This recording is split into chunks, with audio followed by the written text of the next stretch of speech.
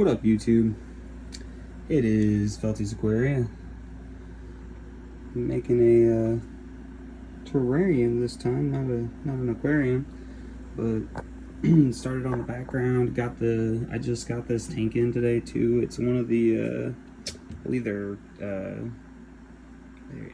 Exoterra, I believe, makes them, but they come like broke down in the box, where they're like just individual pieces. So I had to like assemble all the little glass panels on the rods and stuff myself. Pretty easy though. Definitely recommend it because it was only $205 for this tank, and it is a 24 wide here by 18 deep, and then 36.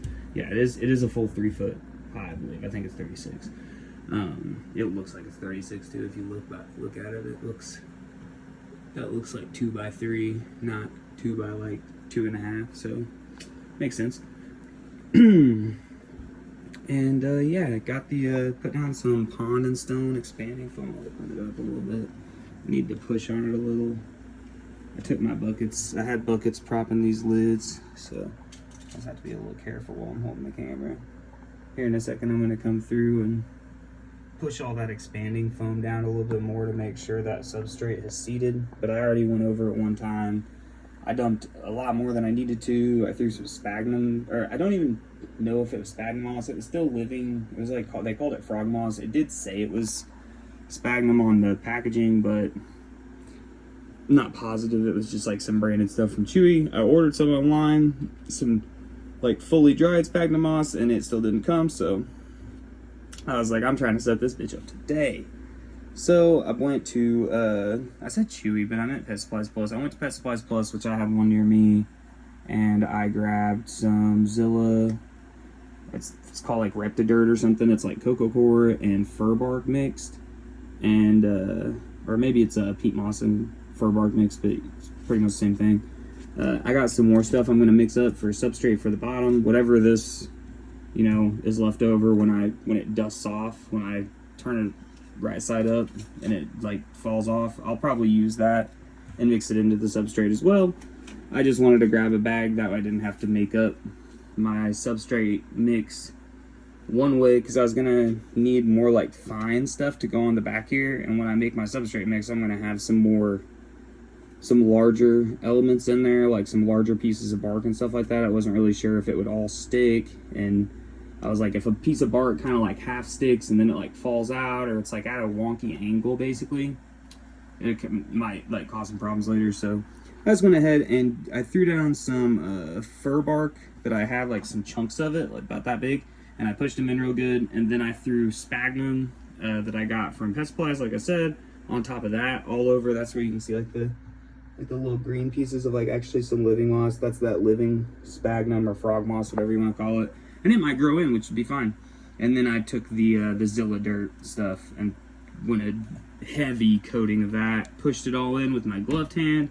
I'm about to get some more gloves, and I'll push it all down again. I'm trying to make that background be as like dense as possible. So if I push all the air bubbles on it now, I'm thinking I can get it before like once the outside cures, it's really going to be hard to like push all the air bubbles out. But if you're pushing it the whole time through, maybe you're getting most of it out. So we're going to go for that, at least try it out. I think it's going to look pretty good. I'm going to go down beside it so you can see. It's going to look a little thicker. You see it's actually just like where my foam is probably only about that thick, just a little, and it's probably thicker on the outside edge over here than anywhere else. So a lot of this other stuff is just extra substrate I just threw on in the corners, so that any like little crevices in here, I could take it and dust it over into those crevices and get it all filled in really tight. I got some like tillandsia on the way. I'm not even sure what kind of bromeliad it is. I know it's variegated. It's got my cats are freaking out because I have boxes in here. That kind of scared me. They're playing with the one leftover piece of styrofoam I didn't pick up. They found it and they were playing with it. I missed it. But yeah, gonna put the bromeliad in here, the big variegated bromeliad, and then I got some pothos to fill it in, and then a bunch of little air plants. I don't think they're all tillandsia, but a lot of them were in the tillandsia family, genera, whatever.